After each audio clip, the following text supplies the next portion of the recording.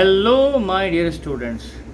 आज की क्लास में हम लोग पढ़ेंगे फ्लेमिंगो का chapter number 3 the deep water. लेकिन स्टार्ट करने से पहले आइए जान लेते हैं ऑथर विलियम डगलस के बारे में कि विलियम डगलस है कौन।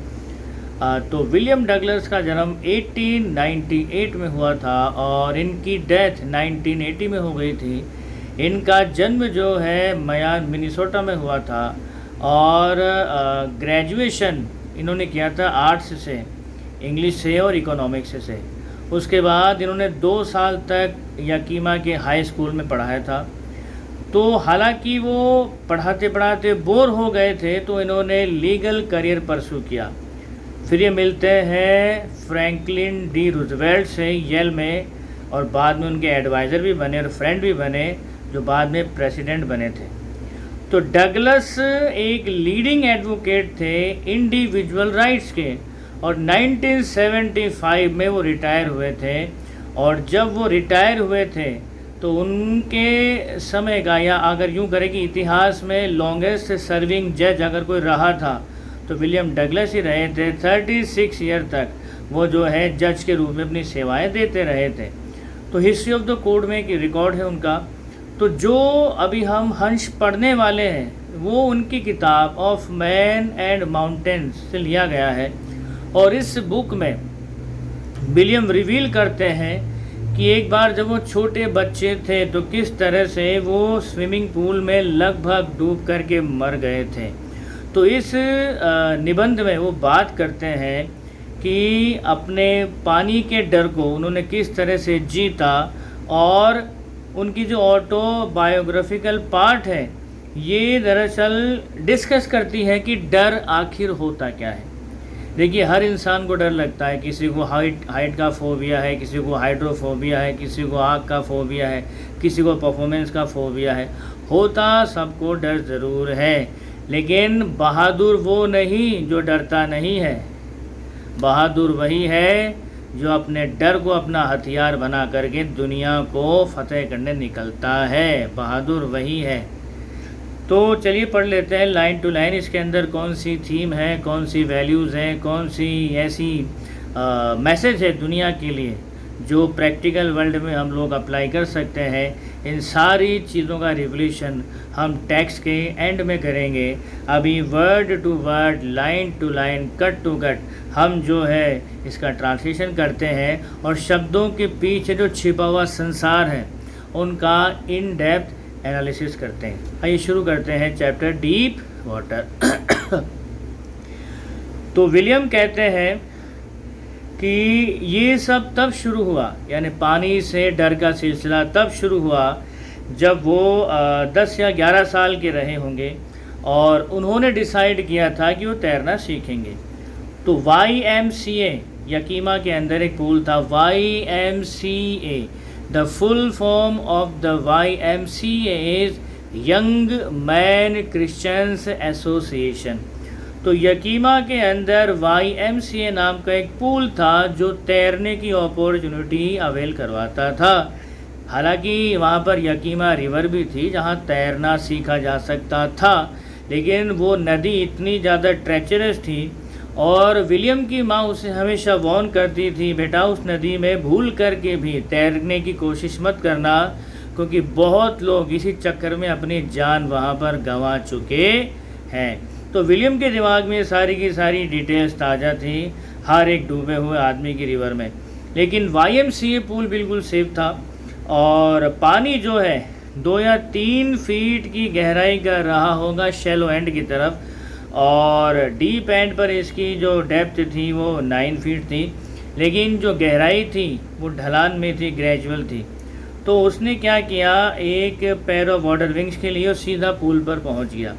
तो पहले तो इसे बहुत ज़्यादा शर्म आई नेकेड पानी के अंदर उतरने में और अपने स्किनी लेग्स को शो करने में, लेकिन धीरे धीरे इसने अपने प्राइड को सबड्यूड किया और पानी में उतर गया।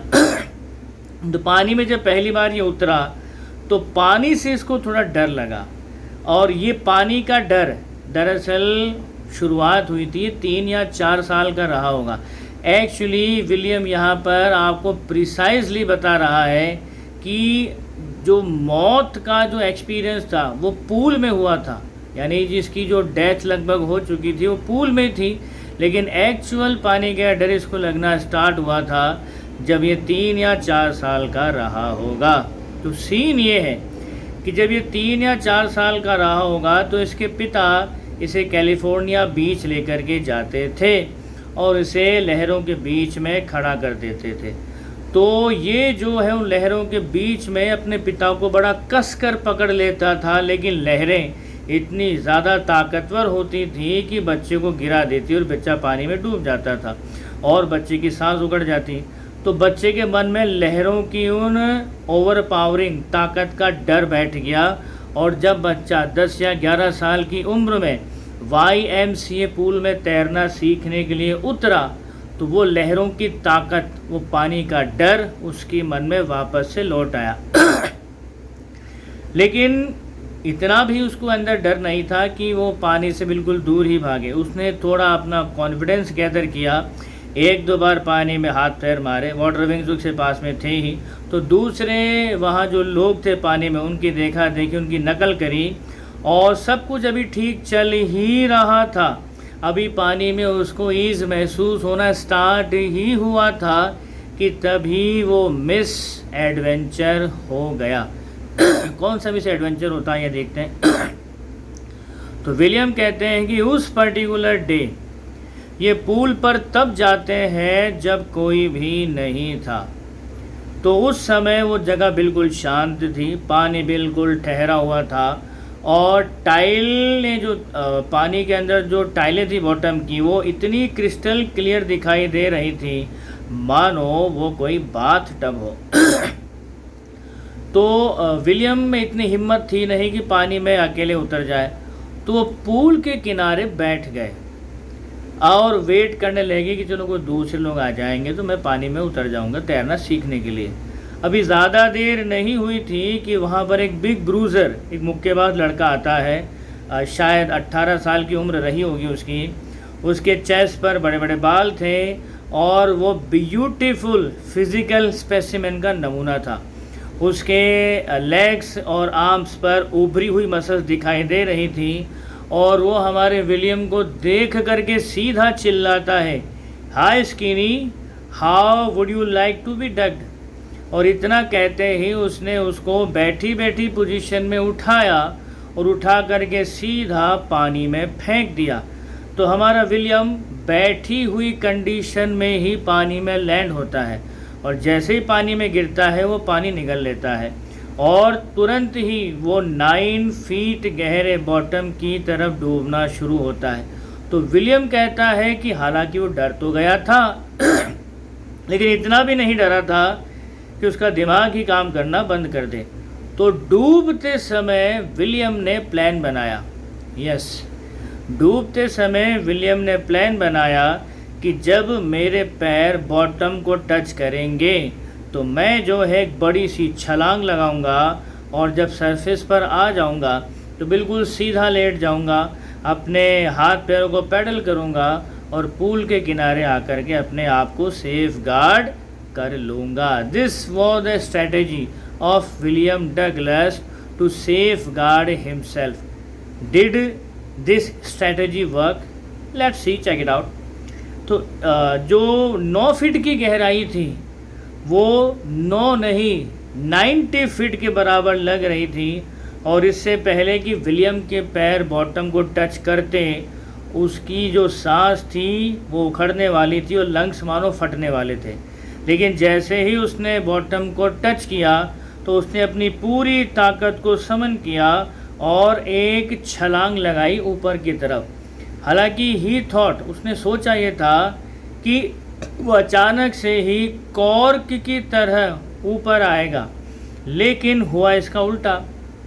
छलांग तो लगा ली उसने लेकिन वो ऊपर आ रहा था धीरे धीरे, बहुत धीरे धीरे। और जब उसने अपनी आंखें खोली तो उसे जो दिखाई दिया वो था केवल पानी और पानी, और न जाने क्यों अब इस पानी का रंग जो है पीला सा हो गया था। तो पीले रंग का पानी देख करके उसका डर बढ़ गया।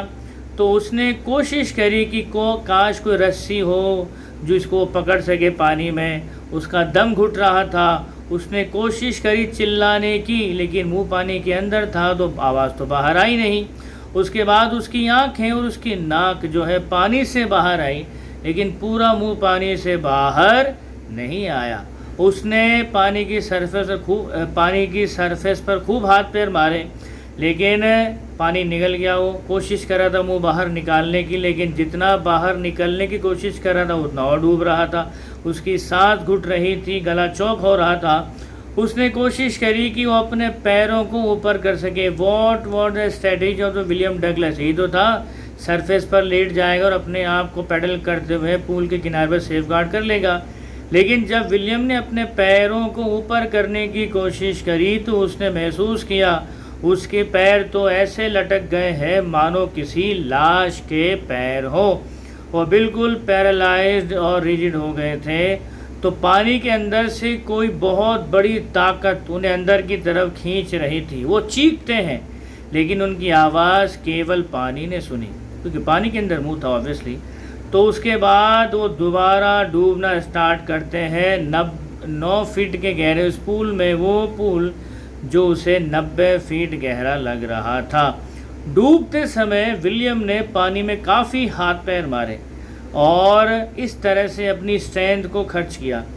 तो विलियम डूबते समय विलियम ऐसा महसूस कर रहे हैं कि दरअसल वो किसी नाइट मेयर से लड़ रहे हैं, कोई बुरा सपना देख रहे हैं और पूरी ताकत से लड़ रहे हैं, लेकिन बुरा सपना ख़त्म ही नहीं हो रहा था। उनको बेहोशी सी छाने लगी थी, लेकिन अभी भी विलियम को याद था अपना प्लान करना क्या है।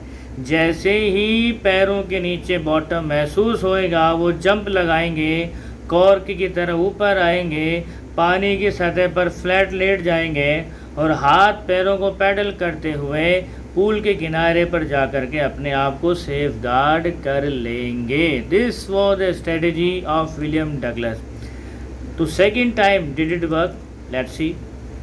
तो विलियम कहते हैं I went down endlessly, I open my eyes. तो विलियम कहते हैं कि मैं डूबता रहा अंतहीन तरीके से, और जब मैंने अपनी आंखें खोली तो मुझे सिवाय पीले पानी के कुछ भी दिखाई नहीं दिया। तो वो पीला पानी जिसका रंग थोड़ा डार्क हो गया था, डार्क येलो कलर का हो गया था, एक ऐसा पीला रंग जिसके आर पार भी नहीं देखा जा सकता था। और उसके बाद एक शीयर स्टार के टेरर ने उसको सीज कर लिया, एक ऐसा डर जिसे आप तब तक नहीं समझ सकते जब तक आपने डर महसूस नहीं किया हो, एक ऐसा डर जिस पर आपका कोई कंट्रोल नहीं होता, एक ऐसा डर जब तक आप एक्सपीरियंस नहीं करते तब तक आप समझ ही नहीं सकते कि यहाँ पर विलियम कौन से डर की बात कर रहे हैं। डर यही था कि आज उनकी मौत होने वाली है, कि आज वो पूल में मरने वाले हैं। तो वो चीख रहे थे पानी के नीचे, उनका शरीर पैरालाइज होता जा रहा था, स्टिफ रिजिड हो रहा था मारे डर के।